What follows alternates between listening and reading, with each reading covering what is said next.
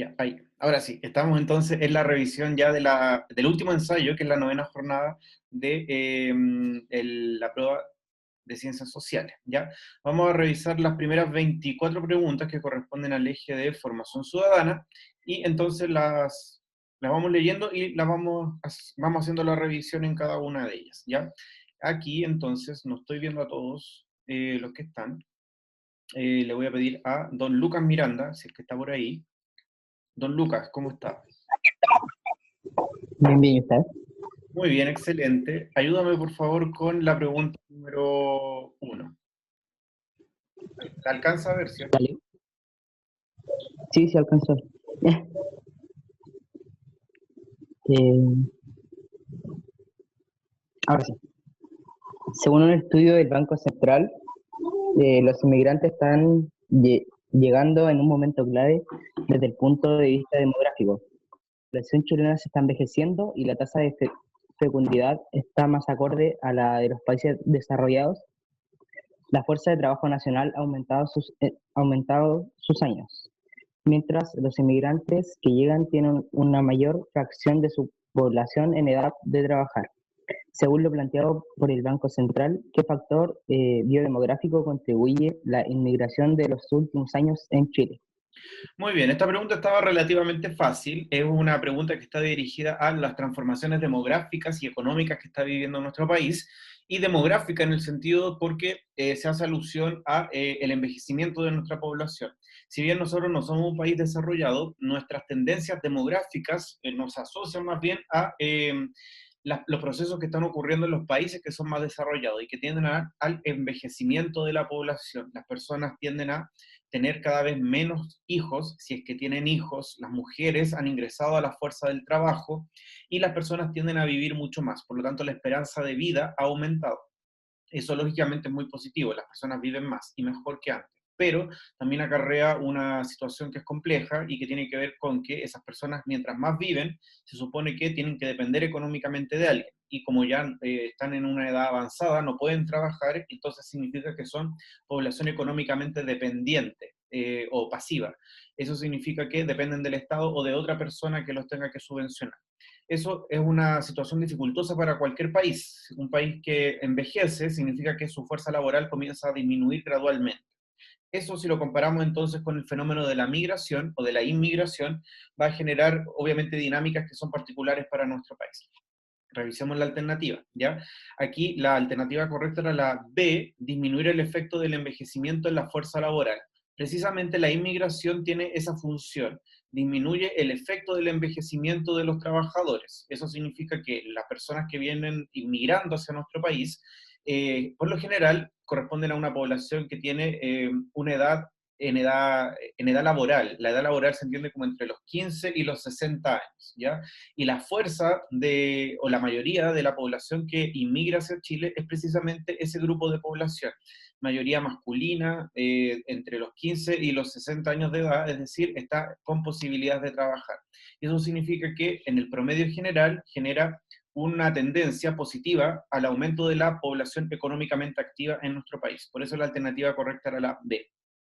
El resto de las alternativas las podíamos descartar fácilmente. Mejorar los promedios de edad de los grupos etarios avanzados.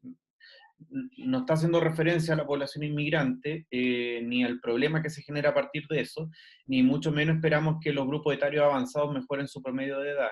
No es un objetivo por sí mismo eso, así que la A era como bastante poco, un poco atractiva como alternativa. C, reducir la cesantía entre los jóvenes de 19 y 24 años. Ese es otro problema económico que vive en nuestro país. La población económicamente activa, pero que es joven, le cuesta mucho encontrar trabajo. Sin embargo, eso no se resuelve con la población inmigrante, ¿ya? Que tiene como un tramo etario mucho más extendido que simplemente la población joven. D, equilibrar adecuadamente el número de hombres y de mujeres. En Chile no es problemática el ratio o el índice de masculinidad. Tenemos una proporción bastante normal en ese sentido, así que no es necesario resolver. Aumentar la mano de obra disponible y mejoramiento de los salarios. Efectivamente, la población inmigrante trae un aumento de la mano de obra disponible, pero eso viene aparejado también, lamentablemente, en nuestro país con una precarización de los salarios sobre todo en aquellos que son trabajadores poco calificados, ¿ya? El hecho de que sean población inmigrante con condiciones de vulnerabilidad hace que en muchas ocasiones, lamentablemente, muchos empleadores se aprovechen y generen precarización en el trabajo, le ofrezcan menos del mínimo o le ofrezcan intercambiar el sueldo por alojamiento en condiciones de salubridad o de hacinamiento que no son las adecuadas. Por lo tanto, no podemos decir que eso genera una mejora en la calidad de los trabajos o de los salarios de los trabajos. Así que claramente ahí la única que podía responder la pregunta era la B, que resolvía directamente lo que se estaba preguntando. ¿Ya? Si tienen dudas, preguntas, me van interrumpiendo nomás. ¿Ya? Yo voy a ir continuando. En la número 2 me va a ayudar la Ignacia, así que está por ahí y no desapareció. Estoy acá, profe. Ah, ya, perfecto. Hay resistencia de los actores políticos de abrir el juego político a mecanismos de democracia directa. Esto es, a incorporar instrumentos que permitirán que ciertas decisiones políticas fueran consultadas o bien decididas por la ciudadanía. ¿Ya? Según muchos, que en diversos ambientes establecen este juicio concluyente, que justifica que cierto sector de la clase política chilena sea crítica de la democracia directa. Lo primero que tenemos que hacer es distinguir los dos tipos de democracia. La democracia representativa, que es la que nosotros tenemos, y se llama representativa porque por el número de población que somos los ciudadanos chilenos sería bien imposible que ejerciéramos como una democracia directa, que sería la otra opción, donde cada uno de nosotros interviniera directamente en la toma de decisiones. Y por lo tanto elegimos a nuestros representantes, diputados, senadores, y a los quienes ocupan los principales cargos públicos del Ejecutivo.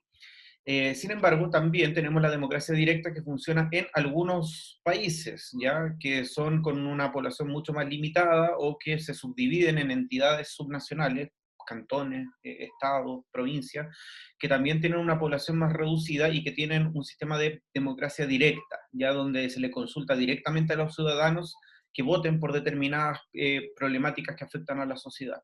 Eso se puede dar, por ejemplo, yo sé que se da en el caso de Suiza, que está subdividida en cantones, que serían como nuestras provincias, nuestras regiones, y se les consulta cotidianamente a las personas sobre distintos ámbitos. En nuestro país existe el único mecanismo de democracia directa que existe a través de los plebiscitos, ya que, por ejemplo, el que vivimos en este año, el mes pasado, el mes antepasado en realidad. Pero son instancias como muy pequeñas, ¿ya? Y eso involucra la participación directa de la población en la toma de decisiones. Ahora la pregunta es, ¿por qué hay ciertos grupos de poder que son contrarios a el desarrollo de una democracia más directa en nuestro país? ¿Ya? Y ahí la alternativa correcta era la A, ¿ya?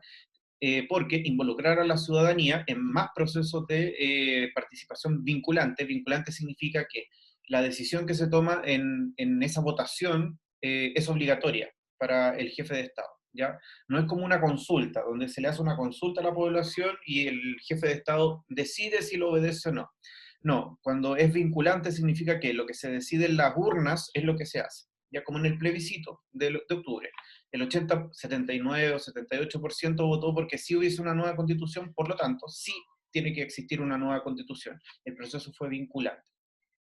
Y la alternativa nos dice que efectivamente hay grupos de poder que no quieren eso porque les quita cuotas de poder relevantes. Y en un país como Chile, donde lamentablemente existe una concentración de poder en todo ámbito, económico, político, de medios de comunicación, eso significa efectivamente reducir los escenarios de poder de aquellas personas que ocupan los principales cargos públicos de nuestro país, que son los partidos políticos, y que ustedes saben que están dominados por élites que tradicionalmente han estado ahí desde siempre. La renovación política de las élites políticas en general, es bastante escasa, es bastante pobre. La posibilidad de que alguien nuevo entre es difícil. De hecho, yo creo que el único remesón político que ha sucedido en el último tiempo es el ingreso, por ejemplo, en el escenario político del Frente Amplio. Y aún así, porque los principales referentes del Frente Amplio son como jóvenes que vienen como de familia clase media, media alta. A pesar de que son como sectores más de izquierda, pero aún así. La A es la que mejor responde las preguntas, ¿ya? B, creer que el pueblo no está preparado para tomar decisiones sobre materias jurídicas ni sociales, ¿ya? Eso es un juicio de valor, ¿ya? Precisamente, pueden haber personas que no están preparadas para eso, pero también hay personas que sí tienen bastante educación como para poder hacerlo. Sin embargo, la B es una generalización innecesaria. C. No es necesario consultar a la población de manera permanente, ya que con las votaciones de representantes y los centros de madres es suficiente. Ya, yo lo hubiese borrado en la alternativa de lo de los centros de madre, porque como nada que ver, pero eh, eh, efectivamente podría existir la visión de que la democracia representativa pudiese ser suficiente como una manera de mantener el funcionamiento democrático de nuestro país, y es totalmente válido como pensamiento teórico. Aquí, al leer lo de los centros de madre, yo lo descarté de inmediato. D. Renunciar al poder y otorgar mayores capacidades de decisión a los ciudadanos es antidemocrático. No, por el contrario, mientras más capacidad de decisión tengan los ciudadanos, es más democrático. Y los plebiscitos y las consultas ciudadanas son mecanismos que no ayudan a resolver los problemas esenciales del país. Podríamos irnos en la profunda y decir si es que lo que dice la mayoría es lo mejor para el país, pero decir que los plebiscitos y las consultas ciudadanas no aportan a la solución de los problemas, yo creo que no cabe en un modelo democrático. De hecho, mientras más mayoritaria sea la toma de decisiones en nuestro país, la hace más legítima también y no responsabiliza a todos. Ahora, usando el ejemplo del plebiscito de octubre, la gran mayoría decidió que debíamos tener una nueva constitución. Eso la hace más legítima al momento de que se construya y también nos responsabiliza a todos respecto del resultado que vaya a surgir desde la redacción de esa nueva constitución. ¿Ya? Así que la E, no, ¿ya? 2. Revisamos la 2 recién. Revisemos la 3. Tatiana Ortiz, ¿está por ahí? Hola, Hola, ayúdame con la 3, por favor. bueno, ah, las protestas alcanzaron en estos últimos tiempos una gran amplitud global, pero ¿qué tienen en común? ¿Contra qué se enfrentan? ¿Qué imaginarios alternativos y políticos y organizativos ponen en juego? Desde América Latina hasta el mundo árabe, pasando por Europa, tienen en común una serie de problemas que los ponen en contra de lo establecido. De los siguientes planteamientos, ¿cuáles motivos del descontento que se manifiesta en el mundo actual? Muy bien, gracias Tatiana. Tenemos entonces una serie de protestas que no las podemos circunscribir únicamente a nuestro país. El 2019, y bueno, el 20 fue interrumpido por el tema de la pandemia, pero el 2019 fue el año de las protestas en todo el mundo. Lo podemos ver en Europa, como por ejemplo el de la chaqueta amarilla en Francia, como las pudimos ver también en Estados Unidos con las protestas contra el racismo, y las pudimos ver también en toda América Latina, por ejemplo, con la toma de decisiones por parte de algunos gobernantes como Jair Bolsonaro, Donald Trump en Estados Unidos, que no es América Latina, Nicolás Maduro en Venezuela, algunas protestas por la desigualdad económica en Chile, en Colombia, y así una serie de sucesos que ocurrieron en Europa y en América Latina. En Hong Kong también pudimos ver también varias protestas en función del ordenamiento político, que no era muy abierto, bastante poco democrático. Así que el 2019 nos habla acerca de procesos que nos hablan acerca de tensión política en la ciudadanía. En función de eso, ¿a qué se deben las protestas entonces? Esa es la pregunta general. Se debe a las desigualdades, el autoritarismo y la corrupción, precisamente, aunque no todas las protestas tienen un único origen, ni todas las protestas las podemos asociar a todos estos elementos. Por ejemplo, en el caso de Chile, eh, autoritarismo no podríamos encontrar, ¿ya? A pesar de que quizás no nos caiga muy bien Sebastián Piñera, en el caso hipotético me estoy poniendo, no podemos hablar de que Chile tenga un modelo autoritario. Sin embargo, las protestas del año 2019, muchas de ellas estuvieron enfocadas al carácter autoritario de sus presidentes, Jair Bolsonaro, Donald Trump, Nicolás Maduro, etcétera, ¿ya? Desigualdades sociales, el caso de Chile el más emblemático de todos, ¿ya? En Europa también el de Francia se cimentaba en eso, el de Colombia también. Y la corrupción, precisamente. Brasil, sobre todo, Venezuela, y en América Latina en general, que es un problema común en nuestros países, lamentablemente, y el de Chile, lógicamente, también, sobre todo con los casos de eh, eh, funcionamiento o de eh, relaciones poco éticas entre el mundo político y el mundo económico, ya como lo hemos podido ver en varias noticias. Dos, el mal funcionamiento de los servicios públicos. Y aquí Chile nuevamente nos sirve como ejemplo. Efectivamente, los servicios sociales que lamentablemente en nuestro país se encuentran privatizados y que lamentablemente no responden a la solución de las demandas sociales, como por ejemplo el sistema de previsión con la AFP, el modelo de salud, con los servicios públicos que no dan abasto, el modelo educativo, que son fuentes de protesta social. Y tres, los problemas sociales, ambientales y económicos de repercusión global, por supuesto. La mala distribución de la riqueza en un país como el nuestro, pero también los efectos del crecimiento económico en el impacto medioambiental, sobre todo en las zonas de sacrificio que lamentablemente hemos podido conocer en el último tiempo. Ese concepto que ha surgido en los últimos años acerca de que las empresas deciden sacrificar un lugar para mantener el crecimiento económico. Y lo hemos podido ver lamentablemente en situaciones como Quintero Puchuncaví, en la megasequía de la quinta región y de la cuarta región, lo hemos podido ver en varias zonas. Así que ahí la correcta era la E. ¿Hay alguien queriendo ingresar? Pero ahí sí. Ya. Vámonos con la 4. Ahí le voy a pedir a Javiera, que llegó. Ayúdame con la 4. Ya, profe. ¿Se escucha bien? Sí, se escucha increíble. Ya. 4. Sistema de patrimonio en el que ambos cónyuges forman uno solo, común para ambos, que es administrado por el marido. Esto incluye tanto el patrimonio que cada uno tenía antes de casarse, como lo que adquieran durante la unión. Paula Campos, lunes 16 de abril de 2018, Diario Universidad de Chile. Muy bien. Esto nos habla acerca de la definición de sociedad conyugal, que es uno de los formatos en los que puede darse el matrimonio como institución social, ¿ya? En ese sentido, la definición de sociedad conyugal, ¿qué característica queda en evidencia en él? Primero, que dentro de la sociedad las facultades sobre la administración de bienes son equitativas, ¿ya? La primera es falsa.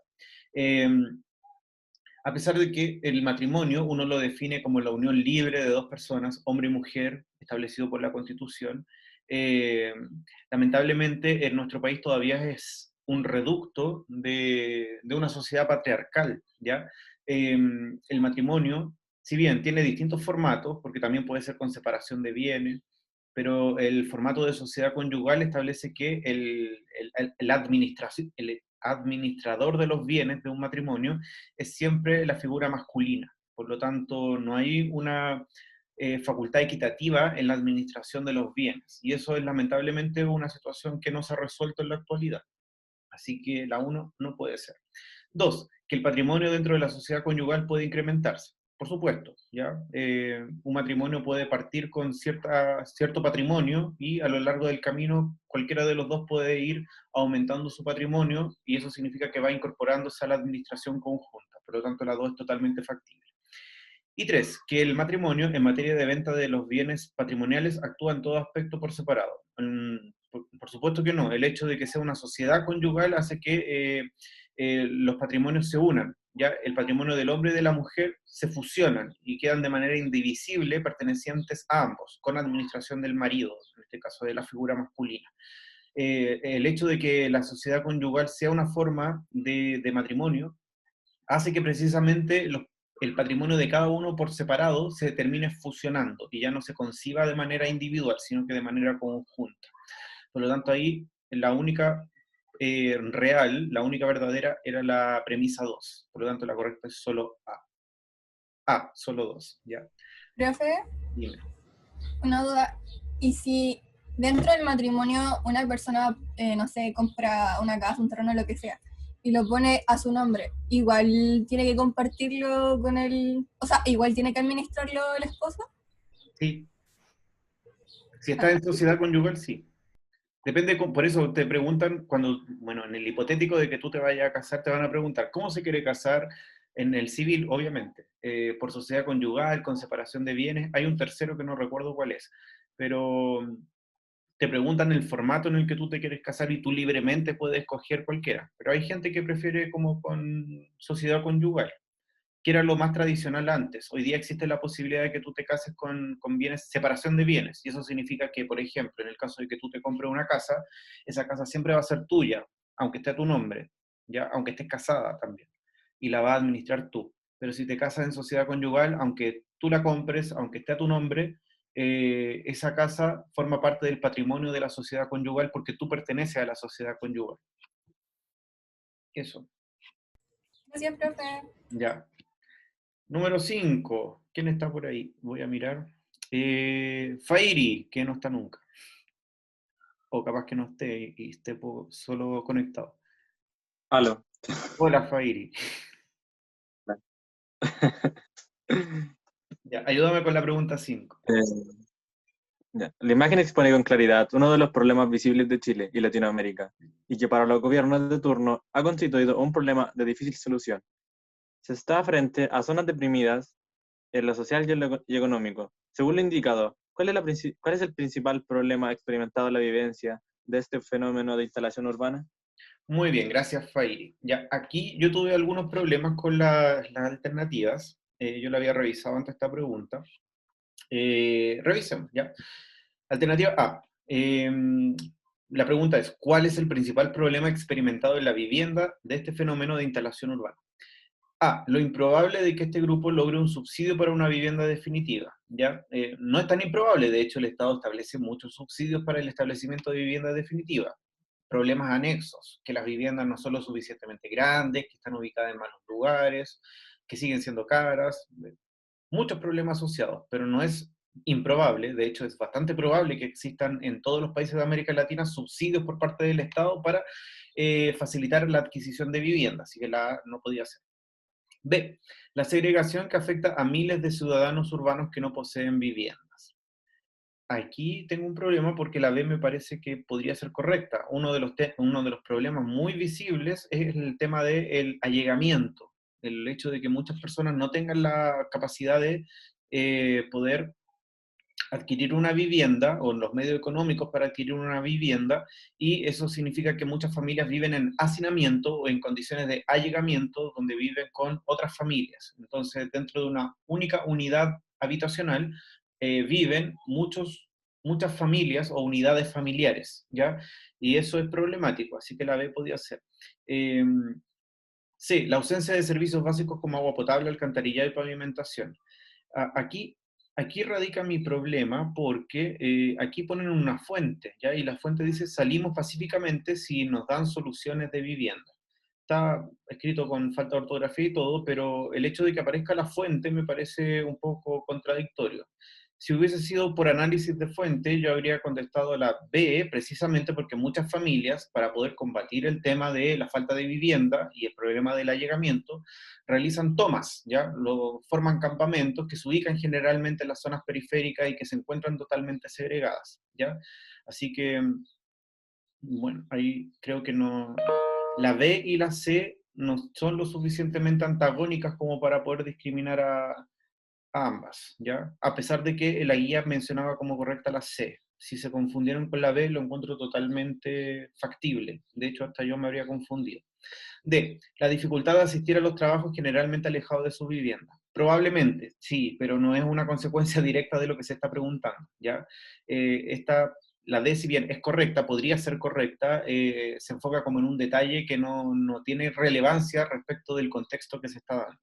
Y la E, la necesidad de tener juntas de vigilancia para combatir al narcotráfico. Seguramente en estas zonas periféricas también hay narcotráfico y seguramente van a tener alguna población tendría que haber desarrollado juntas de vigilancia.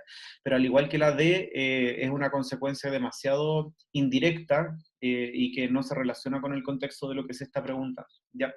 No sé si tienen dudas con esta pregunta número 5. Para que continuemos. ¿No? Ya, perfecto. Número 6. Aquí le voy a pedir a María José Concha, ayúdame. En Chile y en Latinoamérica, la industrialización y la expansión económica, junto con la masificación de medios de transporte y los procesos de edificación de las últimas 2 décadas, son una característica de los grandes centros urbanos, los cuales se han transformado en los principales productores de basura. Considerando lo anterior, ¿cuál es la principal causa que explica la alta concentración de residuos sólidos en las ciudades chilenas y latinoamericanas? Ya. La 6, una pregunta por la basura. ¿Ya?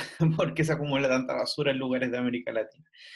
Ya, revisemos la alternativa. La escasa cultura de la población que vive en las urbes, ya. Si hubiesen puesto ahí como la escasa cultura de reciclaje, o la escasa cultura como de, no sé, de cuidado medioambiental de la población, hubiese sido correcta.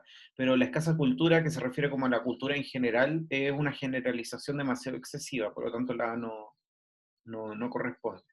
Es como tratar de ignorante a todo el mundo que vive en la ciudad, y no es una tendencia comprobable. B, el incremento del consumo de productos de origen orgánico. No, tampoco, de hecho, el consumo de productos de origen orgánico podría ser como una contribución al desarrollo de sustentabilidad, a pesar de que claramente genera como más desechos, pero que si se sigue la lógica de la sustentabilidad podrían ser utilizados como compost, ¿ya? Así que, no. De hecho, los productos que no son de origen orgánico, los que vienen en plástico sobre todo, son como los que generan mayor cantidad de contaminación porque generan más basura, más material sólido. C, la inexistencia de campañas de reciclaje de las comunas, que son pocas, que son poco eficientes, que son poco estructuradas, por supuesto, pero campañas de reciclaje yo he visto en casi todas las comunas. D, la falta de políticas públicas para el tratamiento de desechos. Eso es importante, ¿ya? Políticas públicas para tratar los desechos sólidos hay bastante pocas, ¿ya? Yo diría que, por ejemplo, la Farfana en Santiago, y no conozco otra, donde finalmente los residuos sólidos se transformen de alguna manera en algo que pueda ser desarrollado de manera sustentable. Tampoco hay una política de reciclaje a nivel nacional, a menos que las juntas de vecinos o uno personalmente se encargue de gestionar su propia basura, pero si uno no lo hace, por defecto, uno bota la basura y se van a los vertederos que no tienen ningún tipo de tratamiento de la basura, ni de reciclaje, ni de nada, en lo absoluto.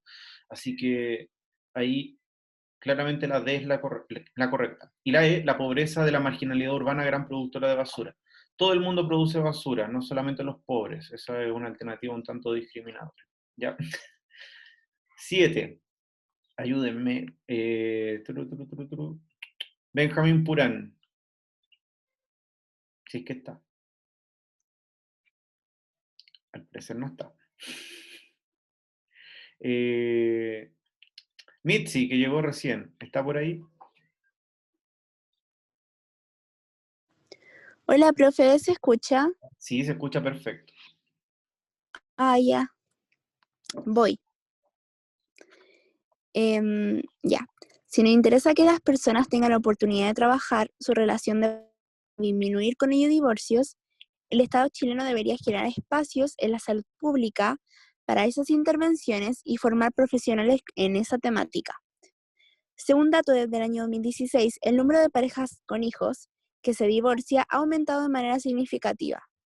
¿Qué razones justifican dicha acción? Muy bien, esta pregunta me parece muy interesante porque nunca la había visto algo semejante en la PDT o en la PSU, pero habla acerca de las transformaciones culturales que estamos viviendo y demográficas también, que tienen que ver con el número de divorcios que se producen en nuestro país y sobre todo divorcios de pareja ya más o menos consolidadas, es decir, que tienen hijos. Ya, revisemos la alternativa. La correcta, que aparece marcada, es la A, el desgaste de los padres al cumplir con la función social de la crianza de los hijos y una menor motivación por preservar la unión de pareja. Creo que es un tanto prejuiciosa la alternativa, pero bueno, aparece marcada como la correcta.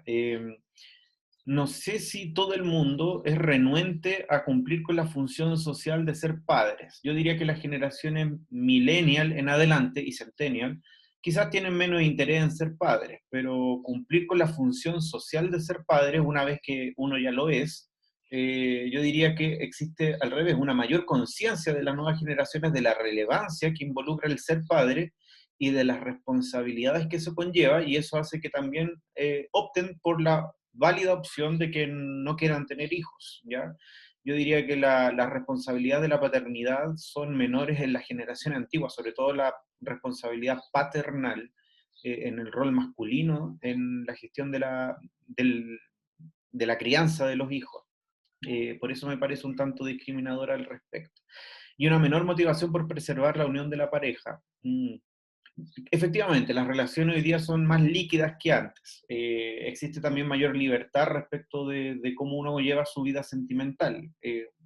Anteriormente estaba muy vinculada con las presiones sociales y las presiones religiosas, donde un matrimonio se debía mantener sí o sí, producto de que existía como una presión social, sobre todo para la mujer, de mantenerse fiel y dentro de una familia durante toda la vida. Hoy día esas imposiciones culturales ya no son tan válidas. Nadie presiona para eso. En ese sentido podría ser verdadera.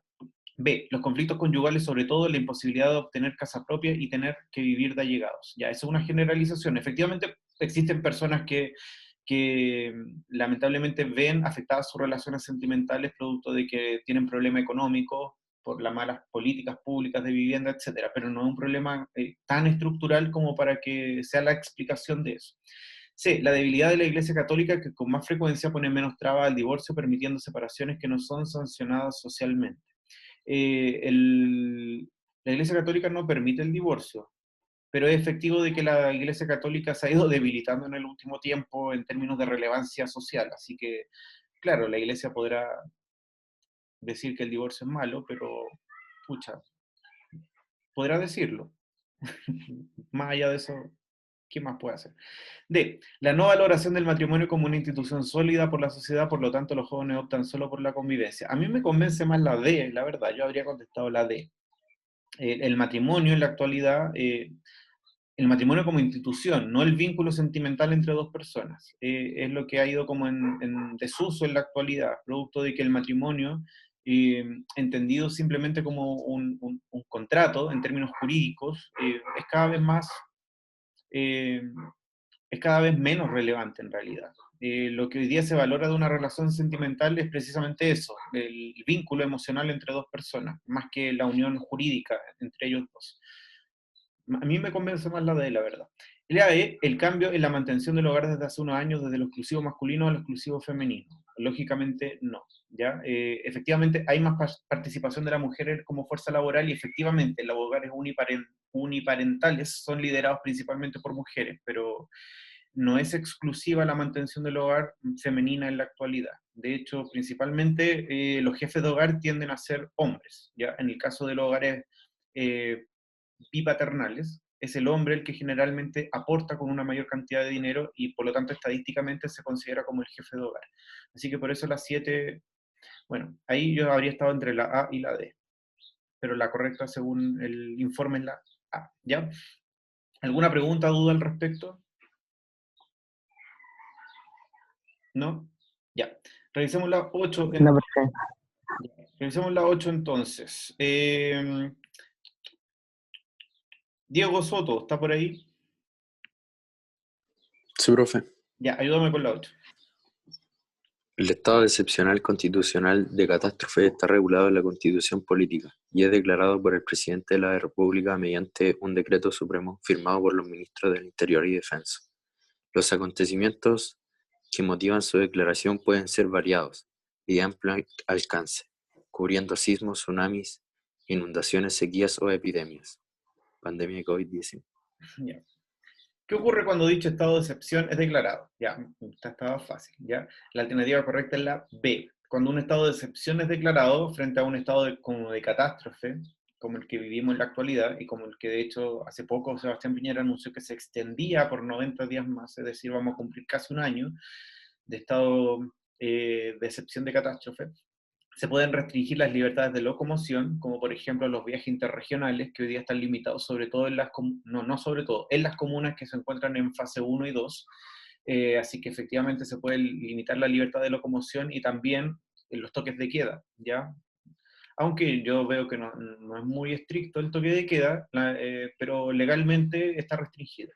El derecho de reunión, efectivamente, los aforos están limitados, y ustedes se dan cuenta de eso claramente, y el derecho de propiedad. El derecho de propiedad en algunos casos puede ser limitado, sobre todo, por ejemplo, con el funcionamiento de las empresas o del pequeño comercio. Ahí hay limitaciones producto de que se privilegia el bien mayor, que en este caso sería la sanidad nacional. El resto de las alternativas son demasiado específicas y no responden a la pregunta. El general director de Carabineros es designado jefe de Defensa Nacional. No, sigue siendo el Ejecutivo en este caso. Solo la autoridad ejecutiva puede dictar leyes sin consultar al Congreso Nacional. No, el Congreso Nacional siempre debe tener una participación al respecto. Las fuerzas de orden asumen la sanción judicial para controlar el desorden callejero. Tienen ese poder, pero con orden del Ejecutivo, no son autónomas, así que la D no puede ser. Y la E, las Fuerzas Armadas usan el 2% del presupuesto para recuperar la zona del desastre. Eso es determinación del Ejecutivo también, ¿ya? Chicos, les voy a pedir que salgan de la sesión e ingresen con el mismo link porque tengo menos de un minuto y de hecho se va a acabar en cualquier momento, ¿ya? Así que desconéctense y nos vemos, ¿ya?